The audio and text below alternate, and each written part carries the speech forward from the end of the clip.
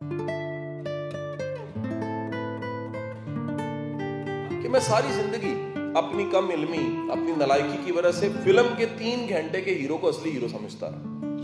کاش مجھے کوئی کالج کا پروفیسر یہ بتا دیتا کہ 79 میں دی 100 بک جب آئی تھی مائیکل ہارٹ کی، تو اس نے پوری ریسرچ کے بعد اور دنیا کے ہر بڑے انسان کو ماپنے، اس کی کنٹریبیوشن کو دیکھنے کے بعد یہ ڈکلیئر کیا کہ دنیا کے 100 مؤثر ترین ناموں میں پہلا نام نامی محمد رسول اللہ کا۔ کاش مجھے کو بتا دیتا۔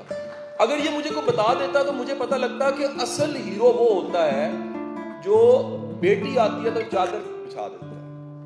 وہ مجھے بتا دیتا کہ اصل ہیرو تو پتھر کھا کے دعائیں دے رہا ہوتا ہے۔ کاش مجھے کو بتا دیتا کہ اصل ہیرو تو معاف کرتا ہے۔ کاش مجھے کو بتا دیتا کہ اصل ہیرو تو اس بڑھیا کے بھی گھر پہ چلا جاتا ہے جو روز کوڑا پھینکا کرتی تھی اور اس کی بھی عادت کر لیتا ہے۔